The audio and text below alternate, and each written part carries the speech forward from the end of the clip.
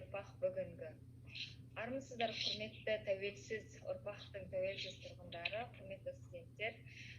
Ләззат Махайқызы, бүгінгі еңсесі биік еліміздің болашақ жастары елбасымен бірге атты көпір сағатымызда сіздерді көргеніме өте қуаныштымын.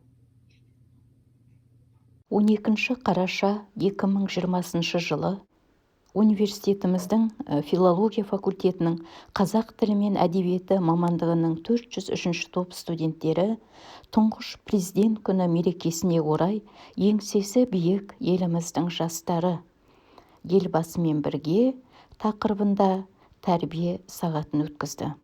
Тобымыздың лидері Шағырбай Назымның модераторлығымен өткен бұл кеште студенттер Нұрсұлтан Әбішұлының тарихи еңбегіне, жарық көрген еңбектеріне, олардың маңызына тоқтала отырып, арнау жырларын оқыды. Елбасының өмір жолы туралы Мөлдір Искандерова, шығармашылығы туралы Баян Уайысжанова, Баян Сұлу Турабек, елбасының сындарлы саясат туралы Шырын Бердіғұлова, елбасыға арнау еңбектер мен өлеңдер туралы Гүлжанат Шайхыдын, Гүлмарал Исабек, Аяулым Әсетова, сонымен қатар тәрбие сағатының соңында өзінің жүрек жарды арнау өлеңін Сәулет Алдасберген оқыды. Қылған үш қоңыр төбеге жетпеді.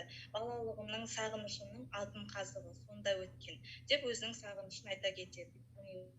Тұңғыш елбасымыз Нұрсұлтан Назарбаевтың туған жері һәм кіндік қан тамған құтты мекені бұл Алматы қаласының іргесіндегі Қаскелең соған қарасты Үшқоңыр ауылы. Яғни оның арғы жағында Үшқоңырдың тауы мен жайлауы. Қазақстанның болашақ президентінің балалық шағы осы жерде өткен. Болашақ басшының бойындағы басқалардан оза шабатын белгілері балалық шағында бой көтеріп, бір жарған беттей осы жер. Әлеуметтік саяси тұрғыда топтастырып, этномәдени тұрғыдан теңдестіру үшін негізгі мәнге ие маңызды дыбыстық рәміз ретінде саналады. Тәуелсіз Қазақстанның тарихында еліміздің мемлекеттік гимні екі рет 1992 жылы және 2006 жылы ауыстырылып, әртүрлі бекітілген болатын. Республика мемлекеттің 10 жыл атты еңбегі. Президент Назарбаевтың Қазақстан Республикасы тәуелсіздігінің 10 жылдығына арналған салтанатты жиналыста сөйлеген сөзі. Тарихи тағылымдары және қазіргі заман. Қазақстан Республикасы тәуелсіздігінің 5 жылдығына арналған салтанатты жиналыста жасалған баяндама. Қазақстан халқының ассамблеясы 10 жыл. Қазақстан халық ассамблеясының 1-10 сессияларындағы баяндамалар жиынтығы. Сындарлы 10 жыл. Президент Нұрсұлтан Әбішұлы Назарбаевтың кітабы. Қазақстан Республикасының ішкі және сыртқы саясаты. Жаһан есірткі бизнес. Заман өтсе де өткелінен, көк жейхтін көрінген көк белінен. Ұлы тұлға ұлтымның аманаты, тәуелсіздік қол бұлғап көктемінен. Сара жолда салып жүрген дара деп, салиқалы сөздің сара боп, тілеуінді тілеп жүрген дана деп, ізіңізді басып жүрген бала көп. Тарихымды тасқа қашап жаздырып, жүрегімде жалындаған мұзды үміт, ерен еңбек, елі үшін еңселі алпауыттар арасынан оздырып. Өркендеді, өсті ұрпақ еңселі, уақыттардың болса дағы өлшемі. Үмітімді өшірместен өсемін, үлгі тұтып, жүрем мәңгі мен сені. Көрсе дағы талайлардың күресін, күні түні елді ойлап жүресін. Ұлар ұшып, құран құстар қалықтар, ұмытылмас Нұр Сұлтандай ұлы есім. Жауқазындай жайқалған жыр бағы, Қазақстан сәні кіріп тұр мәңгі.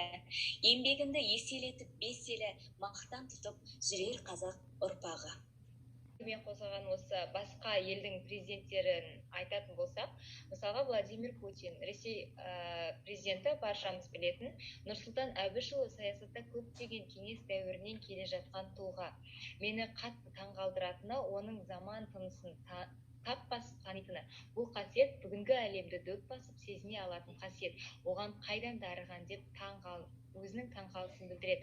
Сондай-ақ Америка Құрама Штаттарының президенті мен президент мырзаға Экспо 2017 арқылы энергетикалық қауіпсіздік мәселелері бойынша жаһандық үн қатысуды ілгерілетуді көрегендік көшбасшылығы үшін ризашылығымды білдіремін деген болатын.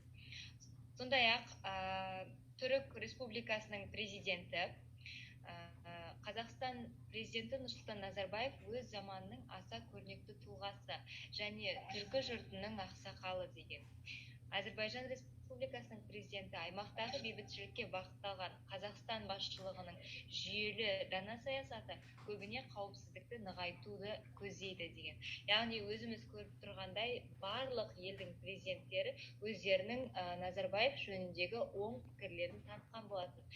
Теңеу табамын ба, жалын менен от ойнар жанарыңда, бар қазақтың қаһары тектілігі, қауышқандай бір сенің қабағыңда.